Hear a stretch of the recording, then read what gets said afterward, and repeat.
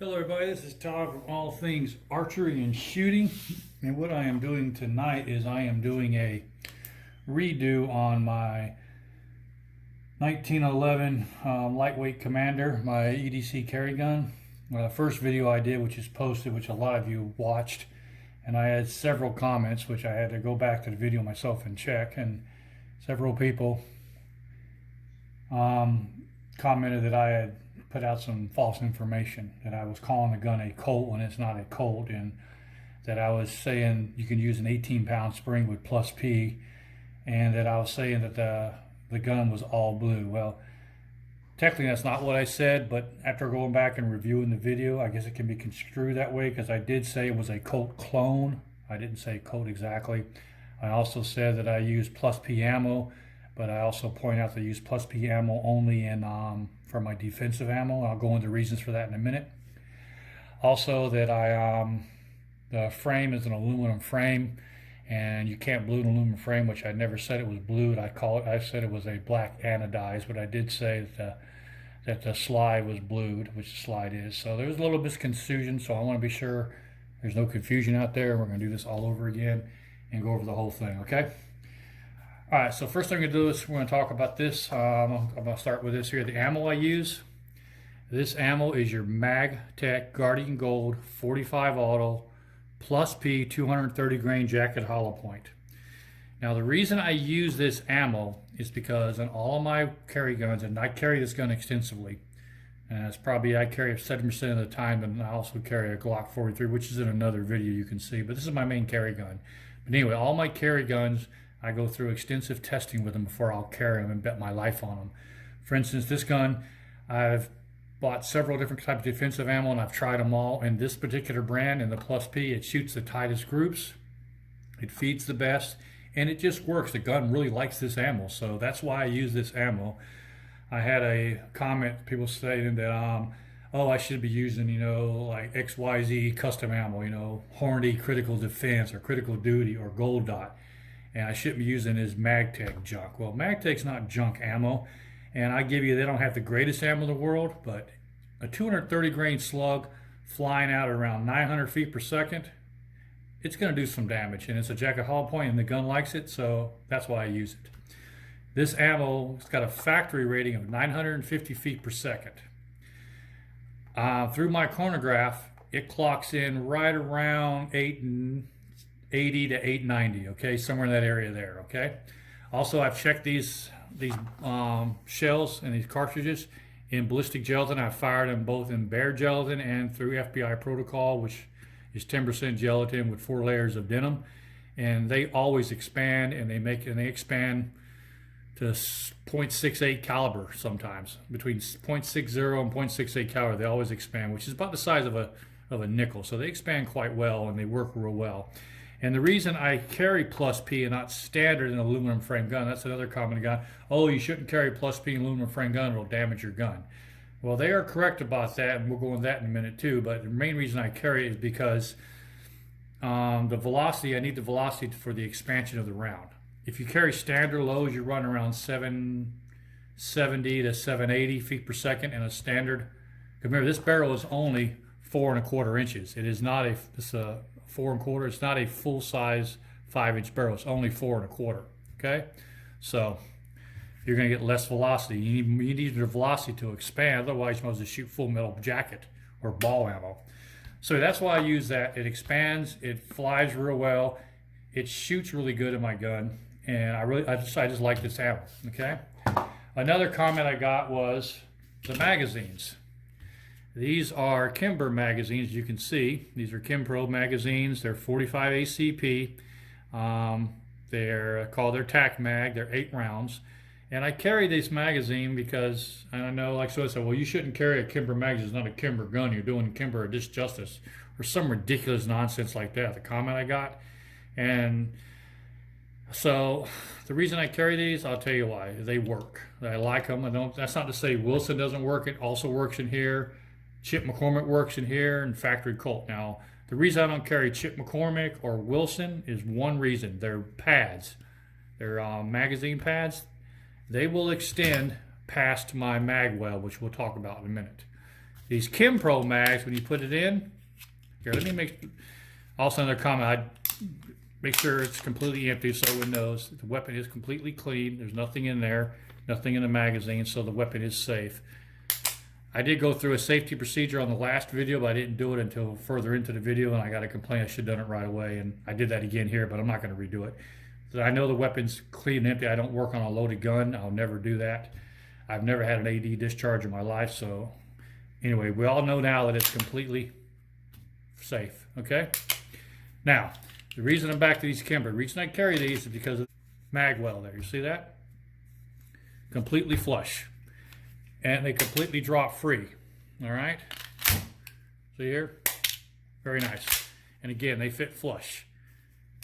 And they carry 8 rounds. And they function and they work great. That's why I use them, okay? All right, so now with that part, so let's talk about the weapon. Now, this is not a Colt, okay? This is a 1911 lightweight Commander. Okay, this frame is built by Stealth Arms. It's an 80% lower frame. This gun was built in 2017. I know that because the date I put in the frame there, if you can see it, it says TR10, which is the month, October. Then you got 17, which is the year, 17th. And then you got 06, okay, which is the date. So this was done on the 6th day of October 2017. I finished this gun, okay?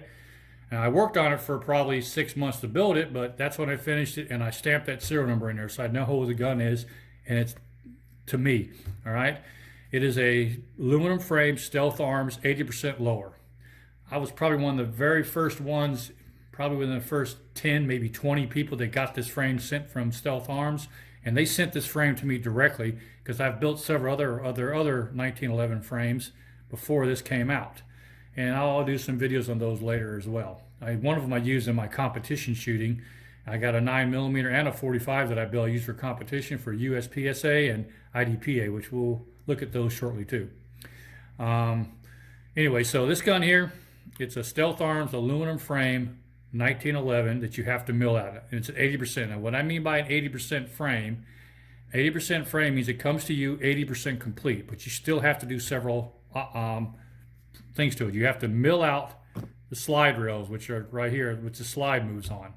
You also have to drill out the hammer hole and the steer hole right here and disconnect pin for the hole there. You got to drill that out, okay?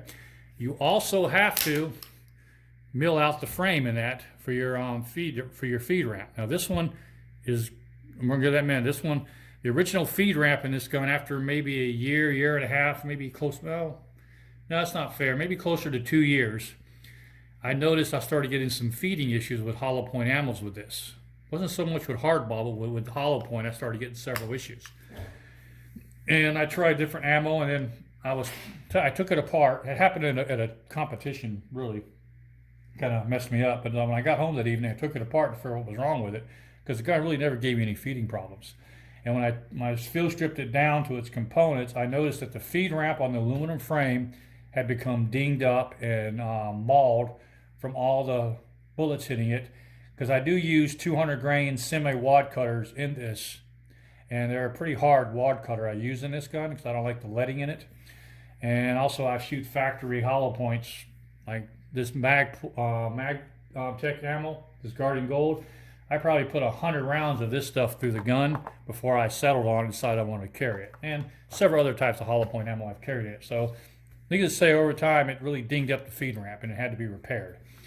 So what I did is, after I done that, it couldn't be polished out. It was too far gone. So I sent it off to Briley Barrels in Texas.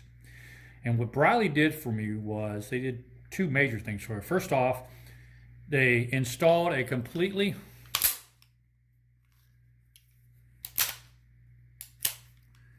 match barrel, Briley match barrel, as you can see right there, okay? And this barrel is a fully ramped barrel. Can you see that? Fully ramped, all right? So that means they had to mill out the frame here to fit the ramp barrel in. Now it does cause a little minor issue with disassembly and cleaning and reassembly. It's a little bit more difficult, but it still uses the Colt link and everything. It's just that part of the frame's been milled out to accept the full ramp. And since I put that in there, this gun has given me zero problems feeding and no issues, and I've fired thousands of rounds through it. I probably shoot with practice, and I do shoot it in competition every now and then, probably 2,000 to 3,000 rounds a year in this weapon. So had it for almost 4 years now, so you figure this gun's got to have at least 8,000 to 10,000 rounds through it, okay? And it's held up really well, and it still shoots very well, okay? Another thing on this slide, okay? This is I believe it's a Caspian slide. When I built it, when I got it, it was just a standard. It was a slide blank. Mainly what it said, it had the rails milled into it, and had all the components milled in, but it had these in it.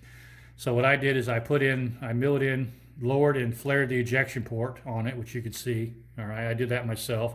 A little bit off, but you can see. I also had a gunsmith buddy of mine cut in these grooves in the top so it keeps the glare off. He also did my snakeskin front strap and added a snakeskin mainspring housing to it as well. So it's really good purchase on it. He also went ahead and refinished the gun for me. He did the frame in black anodizing, and he also did the slide in blue, and the top of the slide here is matte blue. Now the sights on it, on these sights, these are called XS sights, okay? These are XS speed sights. And the way these sights work, they're not like your Novaks or your competition sights.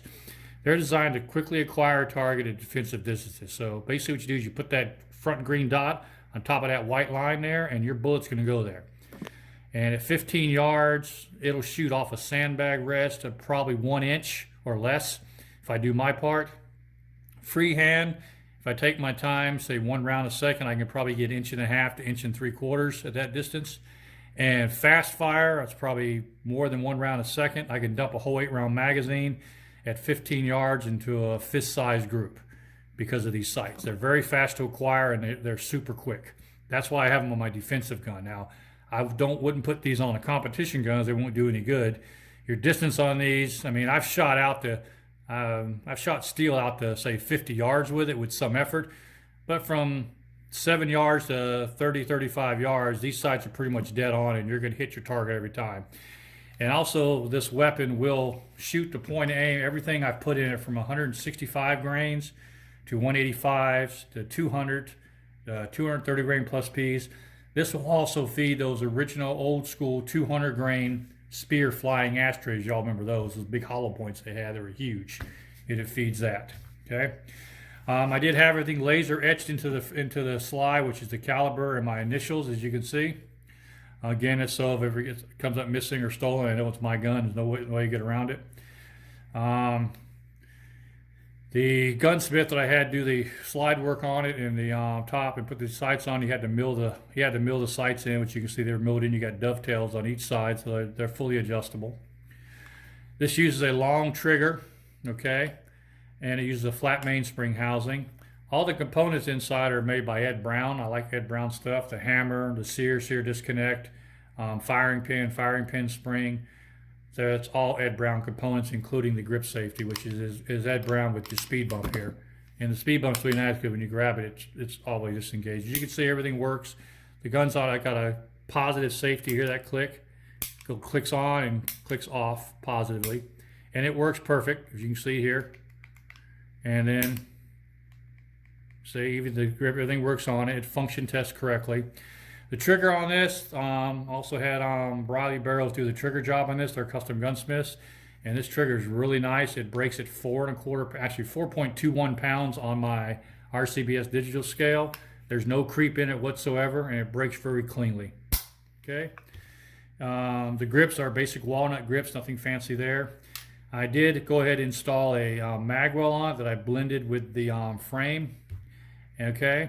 And it gives you a big purchase hole to drop your magazine in. See how big that is? It goes in every time, so it's really nice. All right. What else can I tell you about this? Oh yeah, I only have an extended safety on this gun.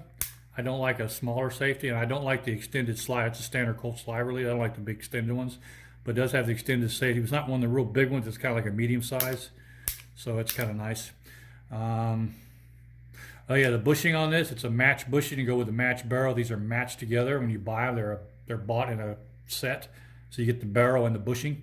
I also had Briley cut and recrown and recess the crown on the barrel, as you can see there. So they cut it back and recess the crown, okay? I understand that gives the better accuracy, and it doesn't stick out past the gun and it doesn't look bad. So what else can I tell you about this? I carry this every day, as you can see, from holster wear. It's got some holster wear here on the black anodizing where it's been marked up. Also, it's got a flush mount slide release. I had that ground down and flushed and made that bird out so it fits flush. It's not sticking past it like your other arms are, so there's nothing to hang up on. It's also, all the corners have been rounded on it, so there's no really sharp edges anywhere on it.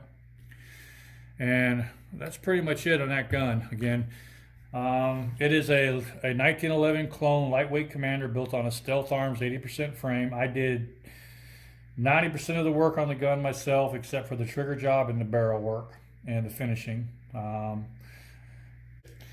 So I hope that addresses some of the issues from my first video that was posted. I know that there's a few mistakes in there, and this should correct those mistakes. So we all are looking at what we're looking at here. Oh, one more thing. I was asked what kind of holster I carry, and I've used this in a lot of different holsters. I just now recently started using this holster, which is the VersaCarry. It's made of buffalo hide, so it's really strong, and it doesn't damage the finish. And it has a built-in magazine holder, which is right here. And what's nice about this, when the gun's inside it, it has a nice sweatband on it right here. See the sweatband? So it keeps the hammer from gouging your skin, your slide and your hammer from gouging your skin. There's a nice sweatband there. And it pretty much, when you use it and you pull tight on the belt, it actually pulls it this way. And if you notice, it locks that gun in, look at there, like really super tight. And it will not come out of there, okay? And it's a really heavy duty, good quality holster, and I really like it a lot. I've been wearing it now for a couple of months now, and because it's such a hard leather, I had to leave the gun inside it for probably a few days to get it broke in correctly, but now it's broken in perfect, and it's a great holster. So I'd highly recommend this VersaCarry. If you haven't tried it, get you one to try, you'll love it. That pretty much sums everything up on this end. Hope this answers some of the questions from my previous video. I try to be more descriptive here than I was before. And if I confused or misled anybody, I apologize. That was not my intention. It was probably because of my first videos I did, and I was kind of nervous about it. But anyway, this should address all those issues. If you got any questions, let me know. Drop me a comment. Let me know what you think about this. Also look for some other videos coming up. I got some other 1911s that I've built that I'm going to be showing off. So you can see those. I'll be posting those shortly. And any questions, like I said, just drop me a comment. If you like what you see, click that like button and click that bell next to that like button. That way I can notify you when new stuff gets uploaded. And also, please subscribe and support my channel. I'm trying to build this channel up. All right, and I want to thank you for your time. And till next time, ciao.